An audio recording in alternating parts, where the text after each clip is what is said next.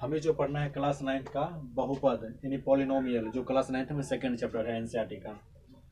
बहुपद पढ़ने से पहले कुछ पॉइंट को समझना जरूरी है। इसका जो पहला पॉइंट होता है चर, इसका पहला पॉइंट है चर। चर किसको कहेंगे? चर एक प्रकार का वेरिएबल हो जाता है। क्या हो जाता है? वेरिएबल। वेरिएबल। अब वेरिएबल कहेंगे किसको ना? वैसा वेरिएबल, इसका डेफिनेशन होता है वैसा वेरिएबल। वैसा वेरिएबल जिसकी वैल्यू बार बार चेंज हो, बार बार चेंज हो, बार बार चेंज हो या चेंज होता है। बार बार क्या होता है? चेंज होता है।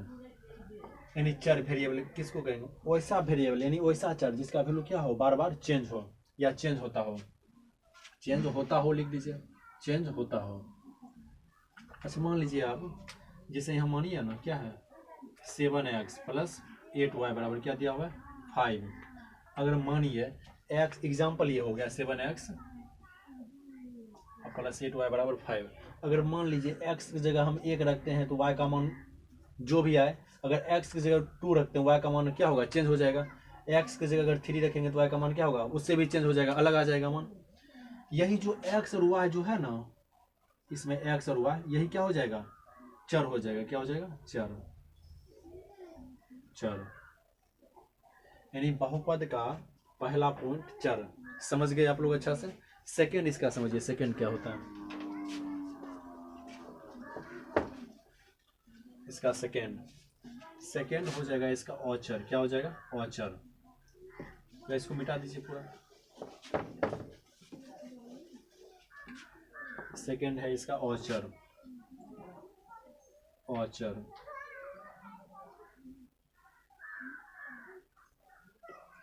औचर, औचर को इंग्लिश में बोलते हैं कांस्टेंट।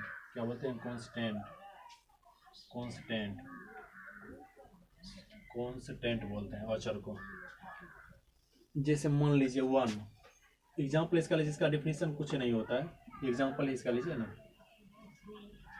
औचर डेफिनेशन हो जाएगा जिसका वैल्यू क्या हो? नहीं बदले, जिसका वैल्यू नहीं बदले। डेफिनेशन लिख भी सकते हैं, लिखिए। वैसा वेरिएबल, वैसा वेरिएबल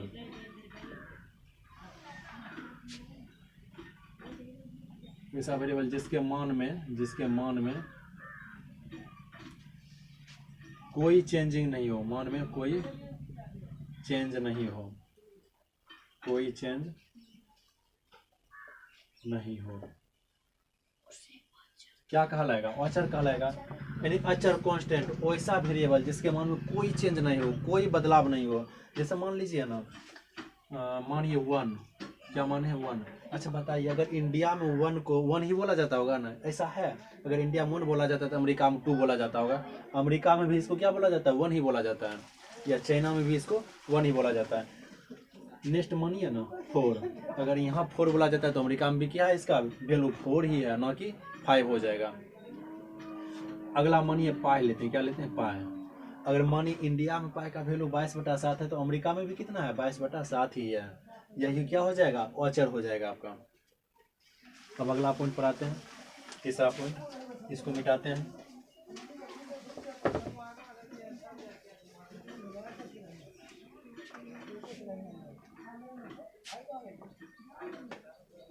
औचर के बाद आ जाइए तीसरा जो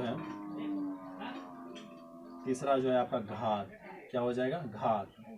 घात को इंग्लिश में बोलते हैं पावर। क्या बोलते हैं? पावर। जैसे मान लीजिए हम 64 को ऐसा नहीं लिख सकते हैं 4 गुना 4 गुना 4, 4 चौक 16, 16 चौक 64, यानी 64 का गुणनखंड हो गया ये। 4 गुना 4 गुना 4, इसका फैक्टर आ गया। अच्छा बताइए, इसको तो हम ऐसा भी तो लिख सकते हैं 4 पर पावर 3, इसका मतलब क्या होता है, 4 के जो पावर में 3 है, इसका मतलब हुआ आप 4 को 3 बार मल्टीप्लाई कीजिए। कहने का मतलब जो ये 3 जो आया यही क्या हो गया, घात हो गया, घात यानी पावर, इसी को इंग्लिश में बोलते हैं पावर। कहने का मतलब अगर आपसे क्वेश्चन पूछा जाए, बताइए बाबू 64 में 4 का घात कितना होगा, तो बताइए 64 में 4 का घात कितना आया है, 3, इसका आंसर हो जाएगा 3। अगला पॉइंट बताते हैं, ये पॉइंट को मिटा रहे हैं। अगला पॉइंट हो गया पद। अगला पॉइंट हो गया पद, 4 नंबर हो जाएगा, 4 नंबर। पद का इंग्लिश नेम होता है टर्म्स। क्या होता है बाबू, टर्म्स, टर्म्स। अब देखिए पद बराबर एक फॉर्मूला भी होता है, फॉर्मूला होता है इसका अचर, अचर गुने चर पे पावर घात, चर पे पावर क्या हो जाएगा, घात। इसका एग्जांपल लेते हैं, पद बराबर क्या होता है, अचर गुने चर पे पावर घात। अब आप लोग कहिएगा सर औचर क्या होता है, औचर भी हम बता चुके हैं ना, वैसा वेरिएबल जिसका मान चेंजिंग नहीं हो, मान उसका मान में कोई चेंज ना हो। जैसे मान लेते हैं यहाँ पे 7 और x, चर की जगह क्या ले लेते हैं, x या y कुछ भी ले लेते हैं, हम x लेते हैं, क्या लेते हैं x, और इस पे पावर ले लेते हैं 2। अच्छा बताइए, एक तो ये हो गया, या इसको तो हम ऐसे भी तो लिख सकते हैं 7x²। ये क्या हो जाएगा, ये जो 7x² है ना ये पद हो जाएगा। अब पद बराबर हम फॉर्मूला लिखा है ना, अचर गुने चर पे पावर घात। अचर के रूप में देखिए 7 है, और चर के रूप में x है, और घात के रूप में क्या है, 2 है। ये क्या हो जाएगा, ये पद हो जाएगा। अगला देखिए 7x। अच्छा बताइए 7 क्या है, अचर हो गया ना, x चर हो गया। अब कहिएगा सर घात के रूप में तो कुछ है ही नहीं है। अरे भाई साहब अगर कुछ भी न रहे, जैसे 4 को हम ऐसा नहीं लिख सकते हैं 4 पावर 1, 4 पे पावर 1 का मतलब तो वही तो होता है 4। x को भी तो हम लिख सकते हैं x पावर 1, क्या लिख सकते हैं, x पावर 1, ऐसा तो लिख सकते हैं। अगर मान लीजिए हम यहाँ 7 रखें, क्या रखें, 7 रखें। अच्छा बताइए 7 क्या हो जाएगा, 7 भी पद हो जाएगा। देखिए कैसे होगा, सो देखिए इस 7 को तो हम ऐसा नहीं लिख सकते हैं, 7 गुना x पर पावर 0, 7x 0। अब कहने का मतलब किसी भी संख्या पर अगर पावर में 0 रहे तो उसका मान क्या होता है, उसका वैल्यू कितना होता है, 1। तो 7 गुना 1 बराबर क्या हो जाएगा, 7 ही हो जाएगा। बात वही आया ना, यानी हम 7 को 7 गुना x पावर 0 भी लिख सकते हैं, यानी ये भी क्या हो जाएगा, एक पद हो जाएगा। तो बताइए पद समझने में कहीं कोई दिक्कत, इसका एग्जाम्पल भी आप समझ गए। अब इस पॉइंट को हम मिटाते हैं।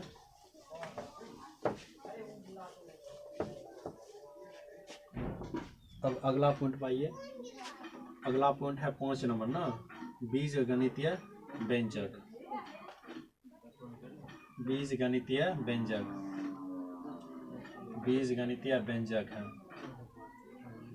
बीज गणितीय व्यंजक, यानी इसका इंग्लिश नेम होता है अलजेब्रिक एक्सप्रेशन, अलजेब्रिक एक्सप्रेशन। कुछ हो सकता है, त्रुटि हो सकता है इंग्लिश वर्ड में। बीज गणितीय व्यंजक को इंग्लिश में क्या बोलते हैं, अलजेब्रिक एक्सप्रेशन। यानी समझिए, अब इस कहेंगे किसको, जब हम जब दो या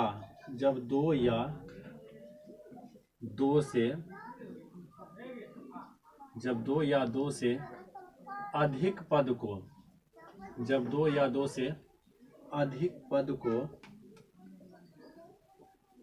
संयोजन चिन्ह द्वारा, संयोजन चिन्ह यहाँ हो जाएगा प्लस और माइनस का, ना ही गुना और भाग का, नहीं, क्या हो जाएगा, प्लस और माइनस का संयोजन चिन्ह, यानी प्लस यानी माइनस, ब्रैकेट में लिख लीजिए, प्लस माइनस से जोड़ते हैं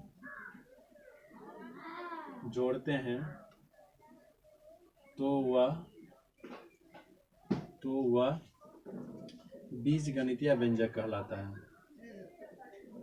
बीजगणितीय व्यंजक कहलाता है।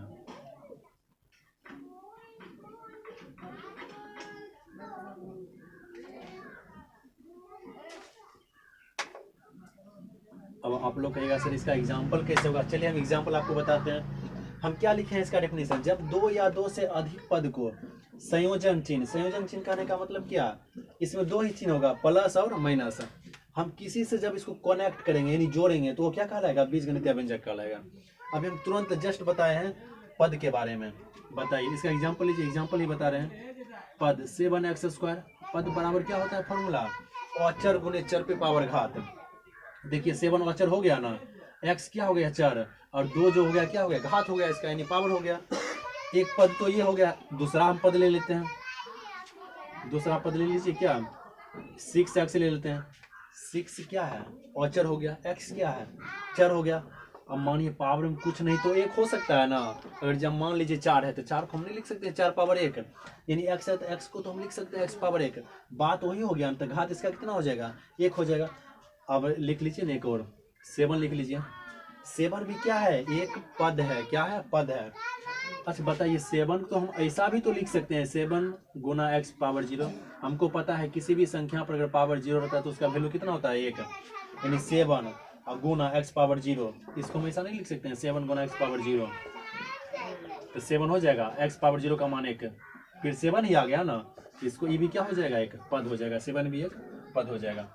अब क्या लिखें, जब दो या दो से अधिक पद को संयोजन चिन्ह से क्या करते हैं, जोड़ते हैं। आपका मन है तो दोनों जगह प्लस दे दीजिए, ये भी क्या हो जाएगा, बीजगणितीय व्यंजक। तो कोई बच्चा बोलेगा सर प्लस नहीं देके माइनस देंगे तो कोई दिक्कत नहीं है बाबू, ये भी क्या हो जाएगा, ये भी बीजगणितीय व्यंजक हो जाएगा। 7x पावर 1/4 प्लस 9x और माइनस 6, ये भी क्या हो जाएगा, बीजगणितीय व्यंजक हो जाएगा। यही हो गया बीजगणितीय व्यंजक का उदाहरण।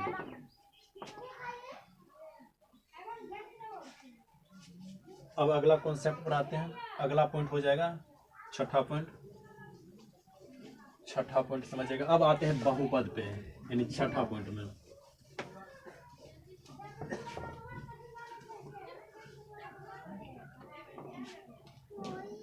छठा पॉइंट हो जाएगा बहुपद, हो जाएगा आपका बहुपद।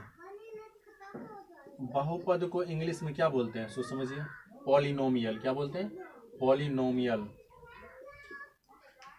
अब कहिएगा सर बहुपद का डिफिनीशन क्या हो जाएगा, इसका भी डिफिनीशन क्या है, आसान है। क्या लिखेंगे, वे बीजगणितीय व्यंजक, वे बीजगणितीय व्यंजक, वे बीजगणितीय व्यंजक, बीजगणितीय व्यंजक जिसमें जिसमें जिसमें चर का मान नहीं, चर का घात पूर्ण संख्या के रूप में हो। चर का घात क्या हो, किसमें हो, पूर्ण संख्या के रूप में हो, पूर्ण संख्या के रूप में हो, बहुपद कहलाता है, बहुपद कहलाता है, बहुपद कहलाता है।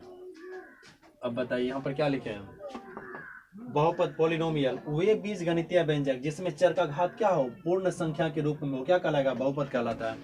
सबसे पहले देखिए बहुपद का डिफिनेशन ही लिखा है, वे बीजगणितीय व्यंजक, यानी बहुपद होने के लिए बीजगणितीय व्यंजक होना क्या है, जरूरी है।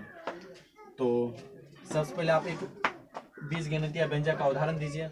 चलिए हम उदाहरण ले लेते हैं, 7x पावर 2 प्लस, हम 8y भी तो लिख सकते हैं, y भी क्या है, एक चर है, और प्लस 7। बताइए 3 टर्म दिया हुआ है, यानी 3 पद दिया हुआ है, और तीनों पद को हम किससे संयोजन चिन्ह से क्या किए, जोड़े हैं, यानी प्लस से जोड़े हैं। अब यहाँ देखिए वे बीजगणितीय व्यंजक जिसमें चर का घात, चर तो यही हो गया, एक इधर इसमें x हो गया, इस पद में, इस पद में हो गया y, इसका घात देखिए पूर्ण संख्या है ना, 2 है ना, और इसका घात 1 हो गया। पूर्ण संख्या किसको कहते हैं, पूर्ण संख्या कहते हैं, पूर्ण संख्या किसको बोलेंगे, जीरो तथा गिनती की संख्या क्या करते हैं, पूर्ण संख्या। यानी पूर्ण संख्या स्टार्ट होता है जीरो से लेकर 0 1 2 3 कहाँ तक जाएगा, अनंत तक जाएगा।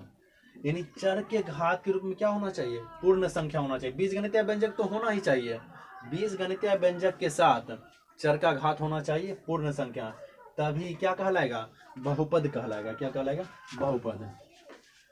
तो सबसे पहली बात तो हम ये भी कह सकते हैं, ये बीजगणितीय व्यंजक तो है, बीजगणितीय व्यंजक तो होगा ही होगा, और साथ में क्या हो जाएगा, बहुपद हो गया ये। क्यों बहुपद हुआ, क्योंकि इसमें चर का घात क्या है, पूर्ण संख्या के रूप में है, तो ये हो जाएगा बहुपद। इसका सेकेंड एग्जांपल लेते हैं, यानी ये भी सही हो जाएगा और ये भी सही हो जाएगा। इसका सेकेंड एग्जांपल देखिए, अब हम लेते हैं 7x पावर, 7 मत छोड़िए, कहिएगा सर आप लोग 7 ही लेते हैं, कुछ और ले लेते हैं, 8 ले लेते हैं या 9 ले लेते हैं। 9x पावर क्या ले लेते हैं, 1/4 अब प्लस 8y, माइनस ले लीजिए, मन है तो प्लस ले, जो भी लेना ले लीजिए, कोई दिक्कत नहीं। क्या ले लिया, -6 ले लिया।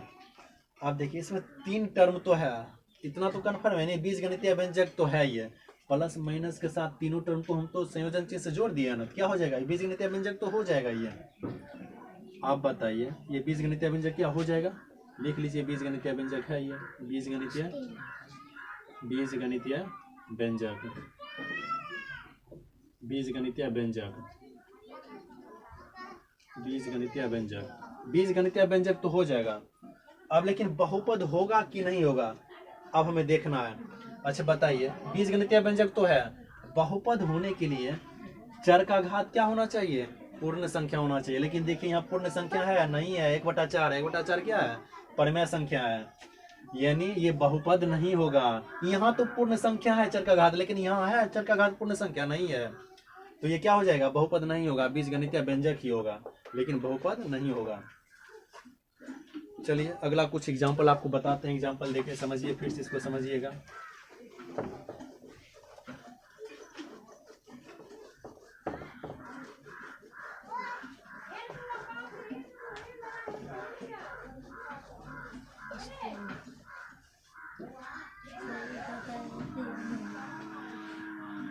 अगला कुछ एग्जाम्पल देते हैं, आप लोग बताइएगा बीजगणितीय व्यंजक होगा कि बहुपद होगा।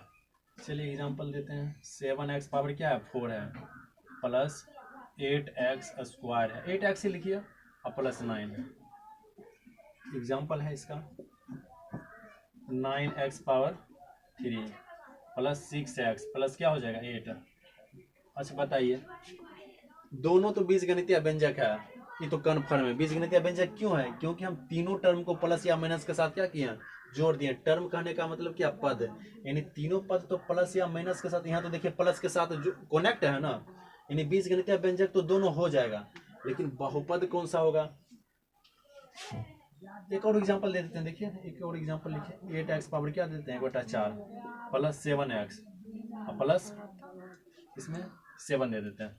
अब बताइए इसमें देखिए चर का घात क्या है, पूर्ण संख्या, यहाँ भी क्या है, पूर्ण संख्या है, ये क्या हो जाएगा, ये भी बहुपद हो जाएगा, यानी बहुपद होगा, बहुपद होगा।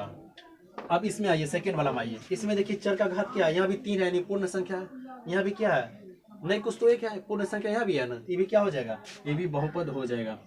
अब इस पे आइए, इसमें देखिए चर का घात पूर्ण संख्या है नहीं है, क्या है, 1/4 है। 1/4 क्या होता है, जिसे हम p/q के रूप में लिखते हैं, p/q के रूप में है ना, ये क्या हो जाएगा, ये परिमेय संख्या हो जाएगा, ना कि पूर्ण संख्या, यानी पूर्ण संख्या यहाँ पे नहीं है, क्या है, परिमेय संख्या है, इसलिए ये बहुपद नहीं होगा। हाँ बहुपद होता जब चर का घात क्या रहता, पूर्ण संख्या रहता, 0 से लेकर 0 1 2 3 4 कहाँ तक, अनंत तक। लेकिन यहाँ तो 1/4 है, 1/4 क्या होता है, परिमेय संख्या होता है, यानी पूर्ण संख्या है नहीं, ये क्या हो जाएगा, ये बीजगणितीय व्यंजक होगा लेकिन बहुपद नहीं होगा, यानी ये दोनों बहुपद हो जाएगा, ये बहुपद नहीं होगा। तो आज के लिए इतना ही रहने देते हैं, फिर नेक्स्ट डे बताएंगे। कर दियो।